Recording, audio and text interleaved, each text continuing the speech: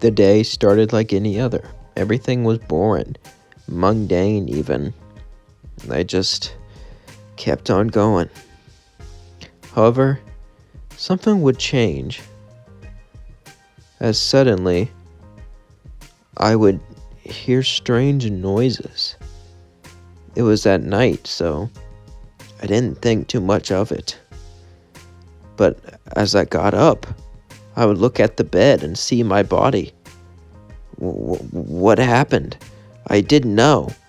I would try to touch it, try to wake myself up. I thought it was some sort of dream or out-of-body experience, but then I heard a footstep, and a weird black figure appeared in front of me. As it said, "That's too bad. You want another chance at life?" I would look at this shadowy figure and say, "Another chance? Why? Well, I guess my life wasn't the best, but..." "Wait, what? Does that mean I'm dead?" It would nod. "You died of a heart attack in your sleep. You should eat healthier. Not that it matters now. However, you're quite a fan of the Has-Been show, yes?" "Yeah? How would you like to come back as the main character, Charlie? Does that mean I'll be a girl?" The shadowy figure said, "Yeah. You have a problem with that?" I would say, "Honestly, no. I've always wondered..." "Alright, I don't care what you've always wondered." As suddenly it snapped its fingers, and I woke up, and I was Charlie. I looked down at my hands, and I looked to my side to see Vaggie. As I was so shocked, I screamed as she woke up and said, What's wrong?" I said, it's nothing." As she said, "Alright, did you have a bad dream and you're nervous about it like last time?" I would nod and say, "Yeah, I had a bad dream, that's all." As then I laid in bed. I waited for her to go to sleep, as then I left. I was in my pajamas as I looked around. I couldn't believe it. I had all these feelings, all these emotions. I was never a heartless person, but I was kind of numb when it came to feeling for people, when it came to caring about people. But now, all these emotions rushing inside me. All these feelings. I cared about Angel. I cared about everyone around me. I would even care about random people I just saw. It was overwhelming. As I walked over, Husk looked at me. Well, you're up early." I would say, "Why are you at the bar this soon?" "Honestly, I can't sleep sometimes, so I just stay here. I know no one's gonna come to drink here, unless you want to," he said, joking, as Charlie didn't drink, but I said, "Sure, I'll drink." "Wait, what? You drink? I mean, you drink every once in a while, but never heavily at a bar." Don't worry about it." As I sat down, I started to talk with Husk, and we started to get along. Husk would say, "There's something different about you tonight." As I looked at him, I said, "Yeah, you're loosening up, becoming more fun. I like it." I would say, "Thank you, Husk." Husk would say, "No problem. Wait, I know what it is now. It all makes sense." I looked at Husk. I knew there was no way he could know, right? Or was it? I didn't even know if this was real. Maybe it was some sort of dream. I don't know. As I continued to stare at him, I simply continued to look until Husk would speak. "Well, I get it. Tomorrow is your meeting, so you're getting quite nervous." I would say, "Nervous? Meeting? Oh, it's nothing to be ashamed of, princess." He would laugh. You're meeting with the extermination crew." I would then realize something. This was a day before the first episode. I could do a lot here. I could really change things, but what was going to happen? How would people react to me? How would people like me? I didn't want to ruin their lives, assuming this was real. As I looked at Husk and said, "Really? Yeah. Take the time to relax. Tomorrow's a big day." So I did. I got used to things. I would talk to Angel, I would talk to Husk, I would talk to Alistair. I didn't talk too much. After all, I didn't want to give away my cover, but things definitely did seem interesting, and it seemed like I could learn something. As then I had to get a plan on what was due for the meeting. After all, no matter what I said, I don't think Adam would agree with me. So if he won't agree, I'll just have to make him scared. After all, he makes tons of other people scared. He makes us tremble in fear. But part of me didn't want to do it. Part of me wanted to try to reach into his humanity.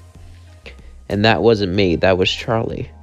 Even though he's done awful things, and even though I know he'll do awful things, deep down, part of me wants to think he'll change. But I know for a fact that that won't happen. I know for a fact that that will just ruin things. So I go for my fear tactic.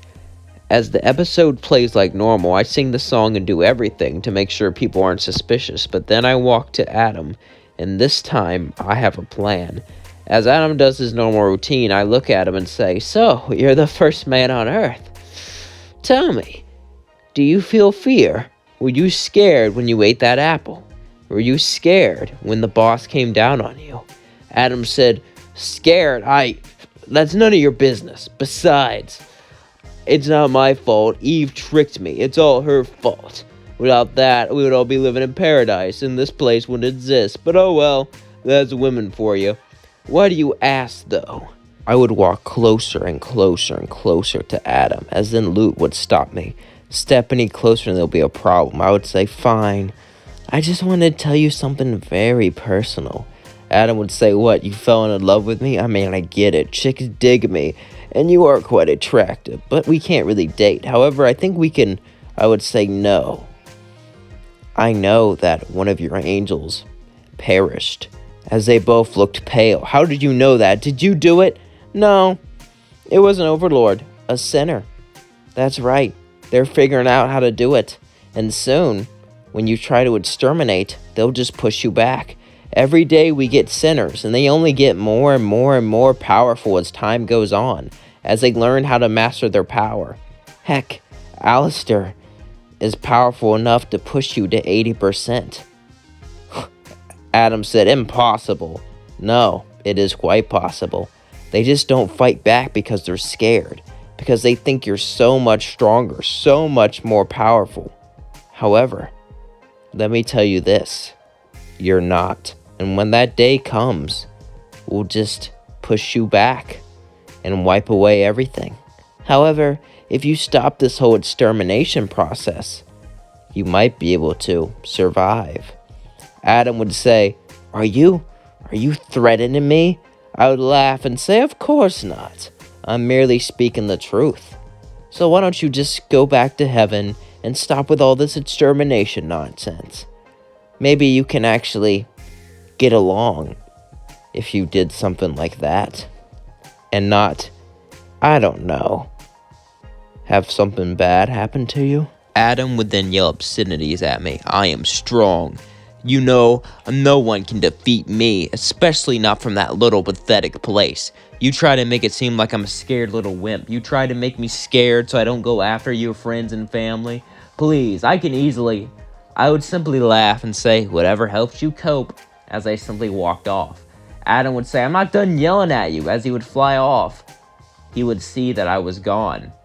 This made him mad. As he walked back in, Loot would say, "What about now, sir?" "Well, we go in as planned. This was some big bluff. I'm not gonna lie. She would have had me sweating if I was weaker." Adam said, "Sweating, but I'm not." "Huh. We'll continue with the plan. Besides, she can't get involved, or the contracts you'll void, but I hope she does, because I'd love to exterminate her too." As then we cut to me as I walk into the hotel. As Angel says, "How'd it go?" I would simply say, "Well, it went better than expected. However, extermination will be moved up a bit." As they said, "What? Then how is it better?" "You'll see." I simply said, "I think he had a change of heart. He stuttered one of the words like he felt bad." As I tried to act like Charlie, they all sighed. As Vaggie says, "That's so sweet, Charlie, but I don't think that's a good sign." As then I would look at Vaggie and say, "Oh, yeah, you're probably right. Anyway, let's see what we can do, alright? Our deadline has been doubled, but hey, I'm sure it's not as bad as it sounds." And that is, we're going to leave things off. Hope you all enjoyed this video. I know I did. Don't forget to like, comment, and subscribe. And please share with all of your friends. It means the world to me.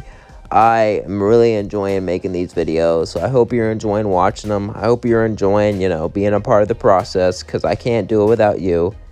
So yeah, I love you all so, so much. You make everything happen, and I hope we can reach 5K soon. Mwah, mwah, mwah. See you all in the next episode. Bye.